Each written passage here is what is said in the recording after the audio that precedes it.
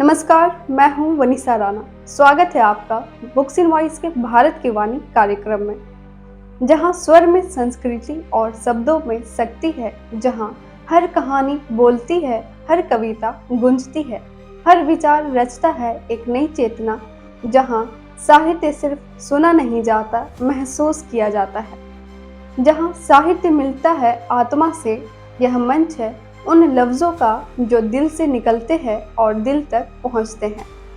यहाँ आपको मिलेंगी कुछ भूली बिसरी यादें, कुछ ताज़ा एहसास। यह मंच है साहित्य, संस्कृति और संवेदना का। कहानियाँ हो या जंगल की गाथाएं, कविताएं हो या आत्मकथाएं, बाल मन की कल्पनाएं हो या जन मन की भावनाएं। कभी मीठा प्रेम तो कभी तीखा धोखा, कभी माँ की गोद जैसी ममता तो कभी दिल भाने वाला प्रेयसी का प्यार, कभी जिंदगी के सच से जूझती हिम्मत। इतिहास से वर्तमान का पूरा सच, हर प्रस्तुति यहाँ होती है खास। जानेंगे उन महान लेखकों की लेखनी को जिन्होंने बदली समाज की दिशा और दशा। तो चलिए खोलते हैं शब्दों की किताब और सुनते हैं आज के साहित्य को, सिर्फ और सिर्फ बुक्स इन वॉइस के यूट्यूब चैनल पर। तो आज हम लाए हैं आपके लिए लेखक मुंशी प्रेमचंद द्वारा लिखित कहानी घर जमाई। तो सबसे पहले सुनेंगे कहानी घर जमाई का सारांश और फिर होगा कहानी का विस्तार। तो आइए सुनते हैं लेखक मुंशी प्रेमचंद द्वारा लिखित कहानी घर जमाई का सारांश। कहानी घर जमाई, लेखक मुंशी प्रेमचंद। प्रस्तुत है कहानी का सारांश। मुंशी प्रेमचंद की कहानी घर जमाई एक ऐसे युवक हरिधन की मार्मिक कथा है जो आत्मसम्मान, अपमान और आत्मनिर्भरता की गहराइयों से गुजरता है। हरिधन की शादी बचपन में ही हो जाती है और माता के निधन के बाद वह अपने घर से भावनात्मक रूप से टूट जाता है। सौतेली मां से अनबन के कारण वह ससुराल आकर बस जाता है, जहां उसे सास और पत्नी का खूब प्रेम और सम्मान मिलता है। अपनी पैतृक संपत्ति बेचकर जब वह सब कुछ ससुराल में सौंप देता है, तब तक उसे ईश्वर तुल्य समझा जाता है। लेकिन जैसे जैसे उसकी संपत्ति खत्म होती है, उसका महत्व भी कम होने लगता है। वह दिन रात घर के काम करता है, फिर भी अपमान सहता है। अंततः जब उसकी सास उसे कहती है, क्या तुम मेरे बेटों की बराबरी करोगे, तो उसका आत्मसम्मान जाग जाता है और वह ससुराल छोड़ अपने गांव लौट आता है। गांव पहुंचकर हरिधन को अपने पुराने घर, बचपन और मां की यादें फिर से जीने का अवसर मिलता है। उसका बचपन का दोस्त मंगरू उसे आत्मनिर्भरता की ओर प्रेरित करता है। वहां उसकी सौतेली मां भी उसे अपनाकर सच्चा स्नेह देती है। अब हरिधन फिर से खेत जोतने लगता है और आत्मनिर्भर, स्वाभिमानी जीवन जीने लगता है। जब उसे पता चलता है कि उसकी पत्नी गुमानी ने दूसरी शादी कर ली, तो वह इसे बला टल गई मानकर ईश्वर को धन्यवाद देता है। कहानी हमें सिखाती है कि जीवन में सच्चा सम्मान आत्मनिर्भरता से मिलता है और जो सम्मान धन के साथ जुड़ा हो वह स्थायी नहीं होता। कथा साहित्य के सम्राट मुंशी प्रेमचंद द्वारा रचित एक अत्यंत मार्मिक और यथार्थवादी कहानी घर जमाई केवल एक युवक हरिधन की कथा नहीं, यह एक ऐसे इंसान की यात्रा है जो प्रेम, अपनापन, त्याग और सबसे बढ़कर आत्मसम्मान के मायनों को तलाशता है। कि कैसे एक बहू का लाडला दामाद धीरे धीरे घर का नौकर बन जाता है और कैसे अपमान की आग उसे आत्मनिर्भरता की राह दिखाती है। यही है इस कहानी का सार। प्रेमचंद की यह रचना हमें ये सोचने पर मजबूर करती है कि आदर और सम्मान किसके लिए होता है, इंसान के लिए या उसकी संपत्ति के लिए, और क्या कोई इंसान बिना स्वाभिमान के जी सकता है। तो आइए सुनते हैं कहानी घर जमाई विस्तार से और डूबते हैं प्रेमचंद की कलम से निकले एक ऐसे पात्र की दुनिया में जो हर आम इंसान के भीतर कहीं ना कहीं बसता है। सिर्फ और सिर्फ बुक्स इन वॉइस के इस मंच पर कहानी है घर जमाई, लेखक है मुंशी प्रेमचंद। तो आइए सुनते हैं कहानी घर जमाई। हरिधन 16 साल का था जब उसकी शादी हो गई थी। शादी के कुछ समय बाद ही हरिधन की मां का निधन हो गया था। मां के गुजर जाने के बाद हरिधन की तो जैसे दुनिया ही उजड़ गई थी। हरिधन को लगता था कि पिता सिर्फ एक विलास की चीज है, जैसे बाबुओं के लिए मोहन भोग। पिता तो बच्चों को कभी कभार ही दुलारते या उछालते, जबकि मां के बिना तो पूरी दुनिया ही बेकार है। मां के बिना हरिधन का जीवन सूना था। वह अकेला महसूस करने लगा। हालांकि उसकी बुआ और पिता उसे ज्यादा प्यार देने लगे थे, लेकिन वह प्यार उसे संतुष्ट नहीं कर पाता था। 1 साल बाद उसके घर में उसकी सौतेली मां आ गई। उसने मां से कोई बात तक न की। हरिधन ने उससे कोई लगाव महसूस नहीं किया और अपनी ससुराल चला आया। उसकी सास ने उसके शून्य जीवन को प्रेम और स्नेह से भर दिया। सालियों की चुहल में, सास के स्नेह में, सालों के वाक विलास में और स्त्री के प्रेम में उसके जीवन की सारी आकांक्षाएं पूरी हो गईं। सास कहती, बेटा तुम इस घर को अपना ही समझो, तुम ही मेरी आंखों के तारे हो। वह उससे अपने लड़कों की, बहुओं की शिकायत करती। हरिधन मन ही मन सोचता कि मेरी सास कितनी अच्छी है, जो मुझे अपने बेटों से भी ज्यादा चाहती हैं। कुछ समय बाद हरिधन के पिता का भी देहांत हो गया। बाप के मरते ही वह घर गया और अपने हिस्से की जायदाद को कूड़े के भाव बेचकर रुपयों की थैली लिए फिर ससुराल आ गया। अब उसका दोगुना आदर सत्कार होने लगा। उसने अपनी सारी संपत्ति सास के हाथों में थमा दी। अब तक उसे कभी कभी घर की याद आ जाती थी, अब भूलकर भी उसकी याद न आती, मानो वह उसके जीवन का कोई भीषण कांड था जिसे भूल जाना ही उसके लिए अच्छा था।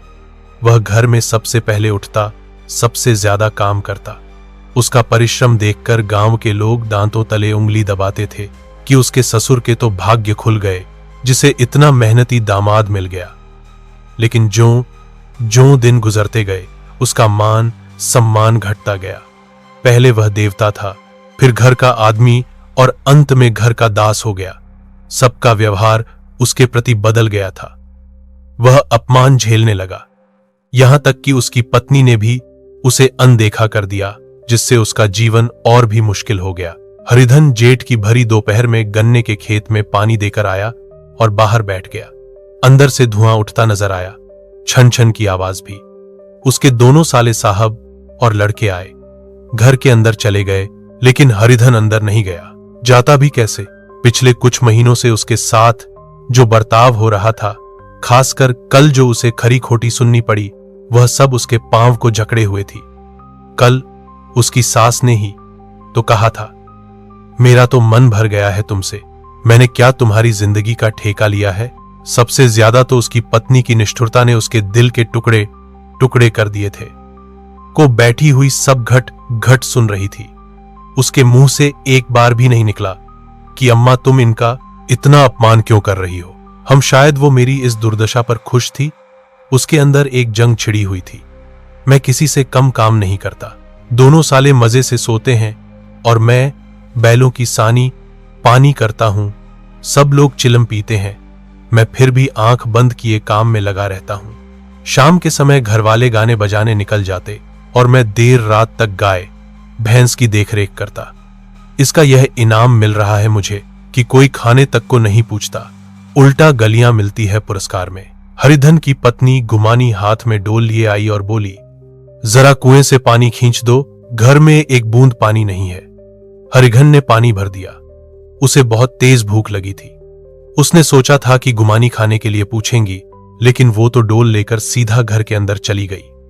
थका हारा हरिधन भूख से परेशान पड़ा सो रहा था। उसकी पत्नी गुमानी ने आकर उसे जगाया। उसने लेटे हुए ही पूछा, अब क्या है, सोने भी नहीं दोगी क्या, या फिर और पानी भर कर दूं? गुमानी गुस्से में बोली, गुर्राते क्यों हो, खाने के लिए बुलाने आई हूं। हरिधन ने देखा उसके दोनों साले और बड़े वाले के लड़के खाना खाकर ही बाहर निकले हैं। यह देखकर उसके अंदर एक ज्वाला उठी कि अब यह नौबत आ गई कि साथ बैठकर भी नहीं खा सकते। मैं इनकी झूठी थाली चाटने वाला हूं? मैं इनका कुत्ता हूं क्या, जिसे खाने के बाद रोटी का टुकड़ा डाल दिया जाता है? यही घर है जहां 10 साल पहले कितना आदर सत्कार होता था। सभी आगे पीछे गुलाम बने फिरते थे। तब मेरे पास पैसे थे, जायदाद थी, पर आज मैं गरीब हूं। सास राह तकती थी, पत्नी पूजा करती थी। उसकी सारी धन माया का इन्हीं लोगों ने कूड़ा कर दिया था। अब रोटियों के भी लाले पड़े हैं। उसके देह में ऐसी आग लगी थी कि अंदर जाकर सबको भिगो भिगो के लगाए, पर चुप रह गया। उसने लेटे लेटे ही कहा, आज मैं नहीं खाऊंगा, मुझे भूख नहीं है। गुमानी बोली, न खाओ मेरी बला से। हाँ, नहीं तो खाओगे तो तुम्हारे ही पेट में जाएगा, कुछ मेरे पेट में थोड़ी जाएगा। हरिधन का गुस्सा आंसू बन बहने लगा। यह मेरी पत्नी है, जिसके लिए मैंने अपना सर्वस्व मिट्टी में मिला दिया। अब मुझे ये उल्लू बनाकर यहां से निकालना चाहते हैं। थोड़ी देर में उसकी सास आकर कहने लगी, मुंह क्यों फुलाए बैठे हो, चलकर खाना क्यों नहीं खा लेते? यहां कोई तुम्हारे नखरे नहीं उठाने वाला को देते हो, उसे मत देना। और क्या करोगे? हरिधन ने टूटे हुए दिल से कहा कि हां अम्मा, मेरे पास अब है क्या जो तुम मेरी जिंदगी का ठेका लोगी? बूढ़ी सास भी मुंह फुलाकर भीतर चली गई। हरिधन अकेला बैठा अपने जीवन के फैसलों पर पछता रहा था। हरिधन उधर भूखा प्यासा चिंता की आग में जल रहा था। इधर घर में सास दोनों सालों और गुमानी के बीच गंभीर बातचीत चल रही थी, जिसमें गुमानी भी हां में हां मिला रही थी। बड़े साले ने ताना कसते हुए कहा, हमारी बराबरी करते हैं, ये नहीं समझते कि किसी ने उसकी पूरी जिंदगी का ठेका थोड़े ही लिया है। 10 साल हो गए, क्या इतने दिनों में 2-3 हजार रुपए न डकार लिए होंगे? छोटे साले ने तीखी आवाज में कहा, मजदूर हो तो आदमी डांट फटकार भी लेता, पर इनसे कोई क्या कहे, न जाने इनसे कब छुटकारा मिलेगा। शायद दिल में समझते होंगे मैंने 2000 रुपए नहीं दिए, यह नहीं जानते कि उनके 2000 कब के उड़ चुके हैं। सास ने गंभीर स्वर में कहा, बहुत भारी खुराक है। गुमानी, जो सास के सिर से जूं निकाल रही थी, अब तक चुप थी, पर अंदर ही अंदर उसके दिल में आग धधक रही थी। उसने तंज कसते हुए कहा, निकम्मे आदमी को खाने के अलावा और कोई काम होता है क्या? बड़े साले ने तिरस्कार भरे स्वर में कहा, खाने में कोई हर्ज नहीं, जिसे जितनी भूख हो खाए, लेकिन कुछ कमाना भी चाहिए। यह नहीं समझते कि कोई पहुनाई में जिंदगी नहीं काट सकता। छोटे साले ने बात को और आगे बढ़ाया, मैं तो एक दिन साफ कह दूंगा, अब आप अपना रास्ता देखिए, हमने आपका कर्ज नहीं खाया है। गुमानी अपने घरवालों की ऐसी बातें सुनकर अपने पति हरिधन से नफरत करने लगी थी। वह सोचने लगी, अगर वह बाहर से कुछ पैसे लाता तो इस घर में उसका कितना मान सम्मान होता और वह भी रानी बनकर रहती। लेकिन न जाने क्यों उसे बाहर जाकर कमाने में इतनी तकलीफ होती है, जैसे उसकी नानी मर जाती हो। गुमानी में अभी बालपन था, उसकी सोच सीमित थी, उसका खुद का कोई घर नहीं था, यही घर उसका सब कुछ था। उसकी भी सोच अब वही हो गई थी जो उसके घर वालों की थी। सच कहें तो 2000 रुपए में कोई किसी को खरीद थोड़े ही लेगा। 10 साल में 2000 रुपये कोई बड़ी रकम है। साल भर में 2 आदमी तो इतने पैसे आराम से खा जाएंगे। फिर कपड़े लत्ते, दूध, घी, सब कुछ चाहिए। 10 साल बीत गए, एक पीतल का छल्ला तक नहीं बना। हर बार घर से बाहर निकलने पर हरिधन ऐसे डरता है जैसे उसके प्राण निकल जाएंगे। उसे लगता है अभी वही पूजा, मान, सम्मान जीवन भर मिलता रहेगा। यह नहीं सोचते कि पहले और अब में बड़ा फर्क है। बहू भी जब ससुराल जाती है तो उसका कितना मान सम्मान होता है। डोली से उतरते ही बाजे बजते हैं। गांव की औरतें उसका मुंह देखने आती हैं और उसे रुपये देती हैं। महीनों तक उसे घर में सबसे अच्छा खाना पहनना मिलता है, कोई काम नहीं लेता। लेकिन 6 महीने बाद कोई उसकी बात तक नहीं सुनता, वह घर की नौकरानी बन जाती है। हरिधन भी बाहर पड़ा अंदर सुलग रहा था। दोनों साले बाहर आए और बड़े साहब बोले, भैया उठो, तीसरा पहर ढल गया, कब तक सोते रहोगे? खेत में सारा काम ऐसे ही पड़ा है।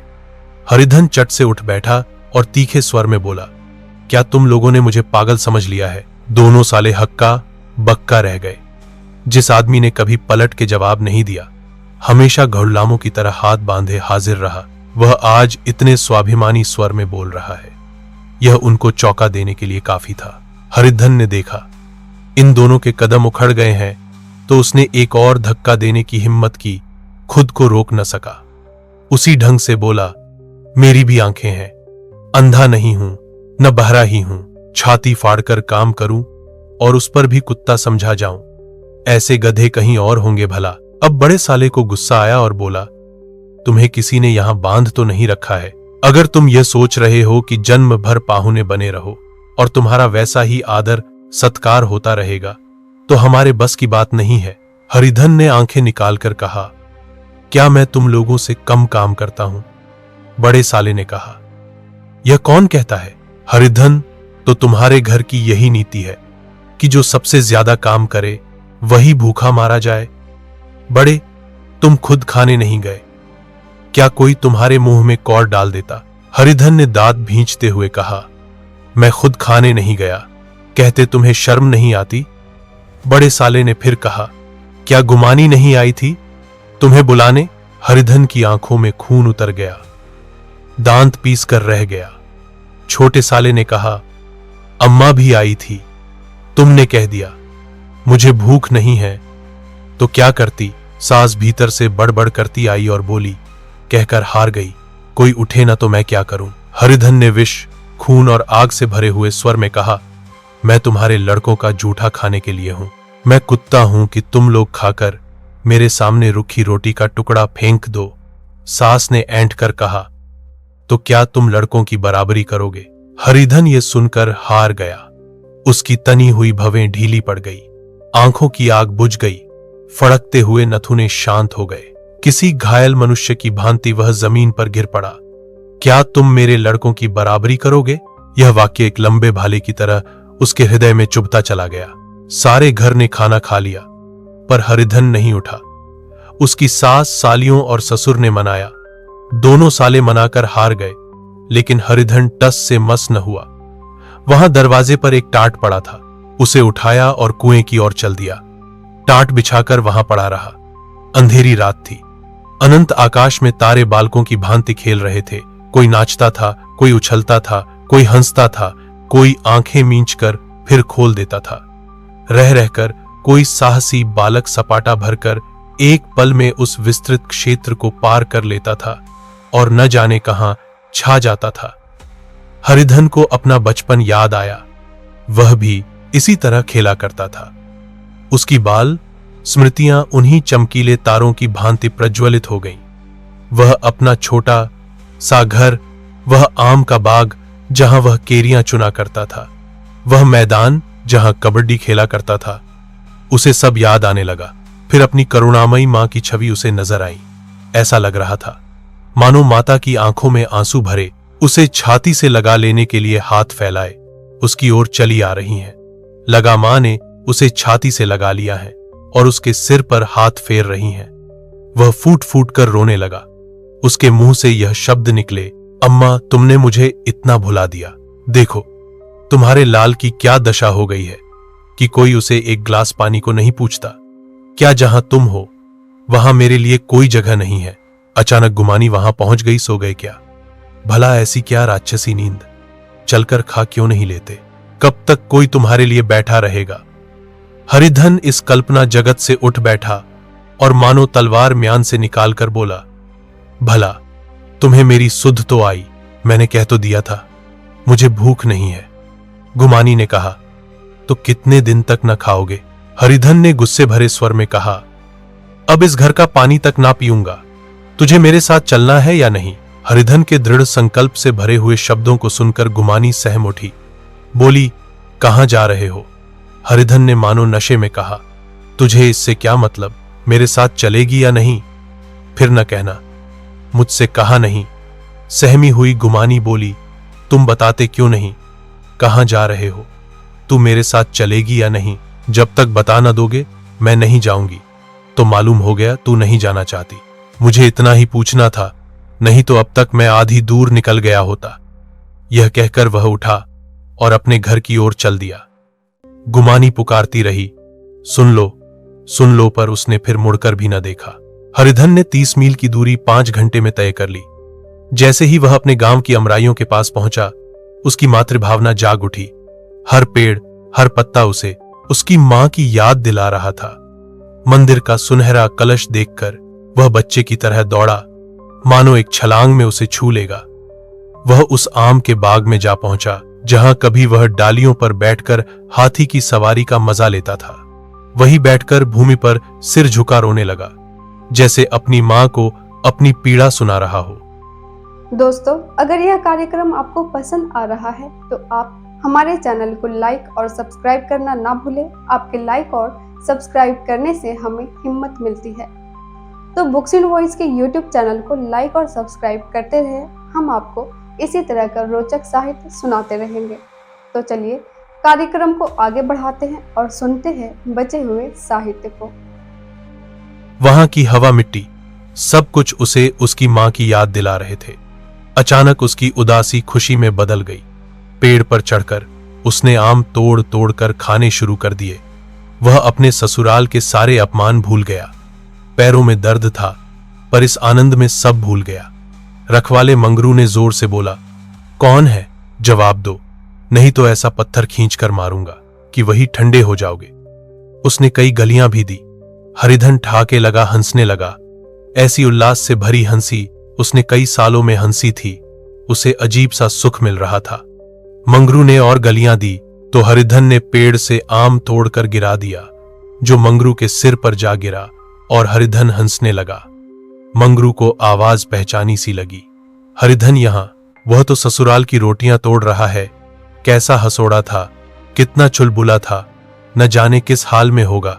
मंगरू ने डांटते हुए कहा, जो भी हो चुपचाप नीचे उतर आओ, वरना सारी हंसी निकाल दूंगा। हरिधन छुप कर बैठ गया। मंगरू बंदरों की तरह चट पट पेड़ पर चढ़ गया। देखा तो हरिधन बैठा मुस्कुरा रहा था।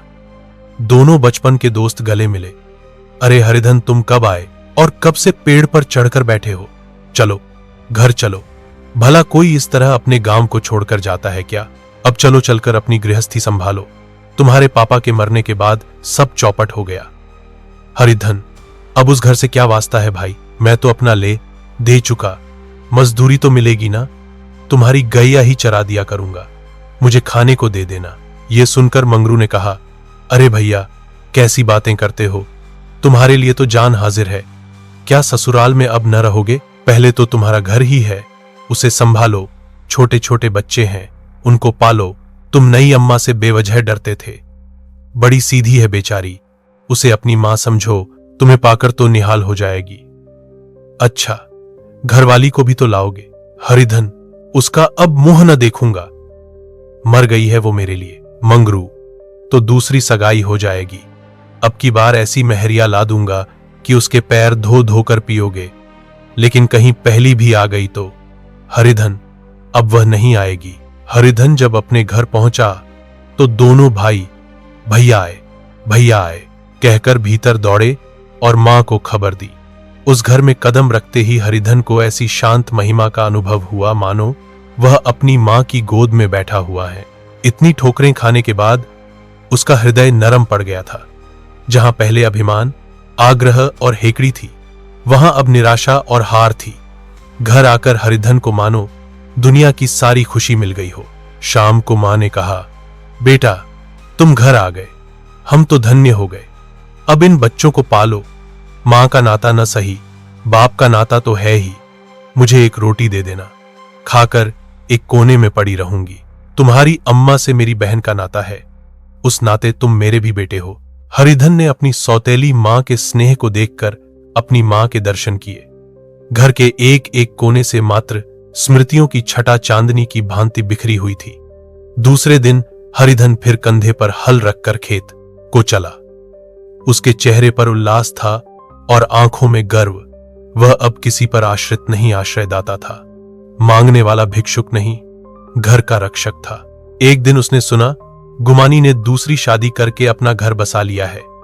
मां से बोला, तुमने सुना काकी, गुमानी ने शादी कर ली? काकी ने कहा, कोई बात नहीं, अदालत तो है। हरिधन ने कहा, नहीं काकी, बहुत अच्छा हुआ, बला टली। ला, महावीर जी को लड्डू चढ़ाऊं। मैं तो डर रहा था कहीं मेरे पल्ले ना आकार पड़ जाए। भगवान ने मेरी सुन ली। मैं वहां से यही ठानकर चला था, अब उसका मुंह जिंदगी में कभी नहीं देखूंगा। तो कैसा लगा आपको हमारा यह कार्यक्रम? जरूर कमेंट करें। और हाँ, अगर कोई खास कहानी, कविता, जीवन परिचय, उपन्यास आदि आपको सुनना है तो हमें कमेंट करके बताएं। हम आपको सुनाएंगे आपकी पसंद की साहित्य सिर्फ और सिर्फ बुक्स इन वॉइस के यूट्यूब चैनल पर, भारत की वाणी कार्यक्रम में। नमस्कार। आप सभी का बहुत बहुत आभार।